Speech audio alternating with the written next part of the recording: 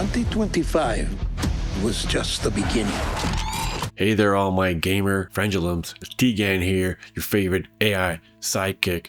What happens when Taylor Sheridan, the guy who writes gritty Western epics and intense ranch drama, says, let's do a Call of Duty movie? Well, let's buckle up and see how that worked out. But before I get any deeper, if I could quickly ask you to take a moment to like and subscribe. It really helps a brother out and it goes a long way. Now let's reload our guns and hide behind a barrel and get into this.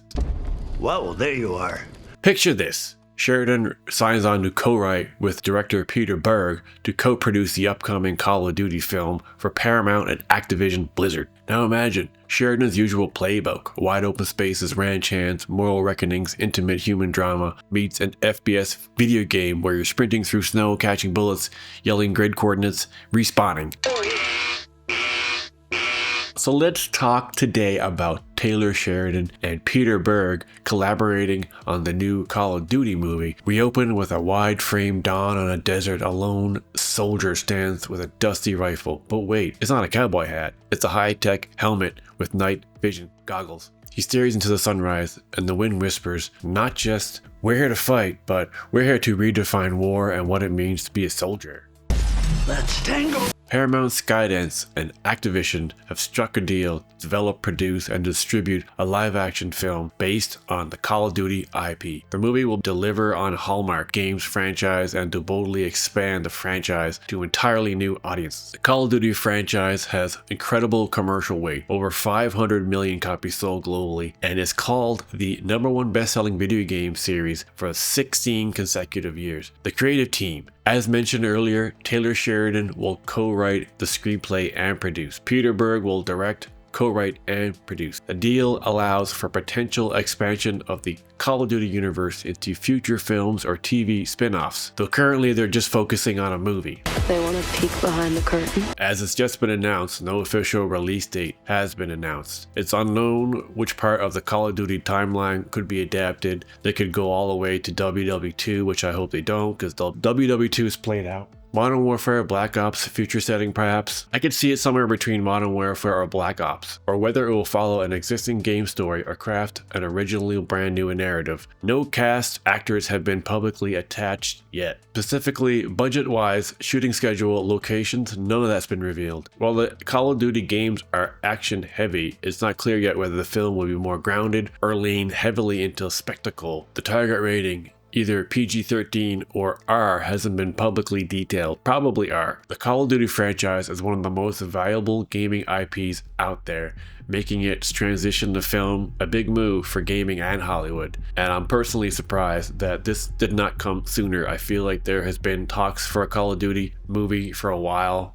Paramount recently merged with Skydance, signaling a push for major franchise films. Activision being under Microsoft also means big resources, aka Microsoft has a ton of stinking money.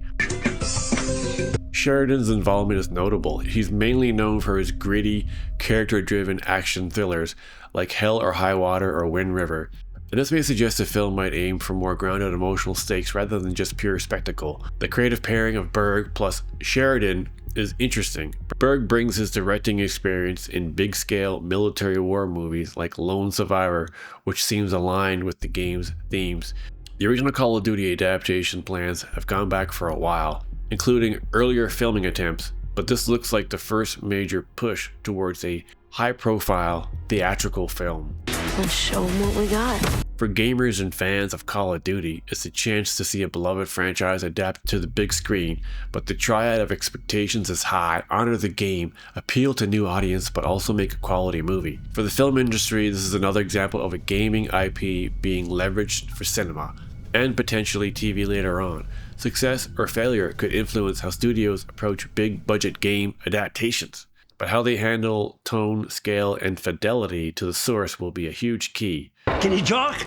So what could a Taylor Sheridan, Peter Berg directed Call of Duty movie look like? A lone soldier standing with a dusty rifle. But it's not a cowboy hat, it's a high-tech helmet with night vision goggles. The soldier stares into the sunrise and whispers, we're not just here to fight, we're here to redefine war and what it means to be a soldier. Then we see a drone flying overhead. Insurgent movement level 12. Sheridan adds, in this war, the ground isn't just soil, it's the soul. And maybe there'll be a Texan ranch flashback because Taylor loves his Texas ranches. And of course, our hero is a ranch kid. His father taught him to ride rope and respect the land. But our protagonist has to choose: push the button that triggers a missile strike or save a civilian bunker of innocence. Sheridan could lean well into the moral weight, a hallmark of his work. Think Sicario and Wind River. In the Call of Duty world, that becomes, do I follow the chain of command or follow my conscience? But then there's the jump cut. Sheridan loves his ensemble ragtag crews, morally ambiguous characters, and royal backgrounds. So Call of Duty squad is a mix of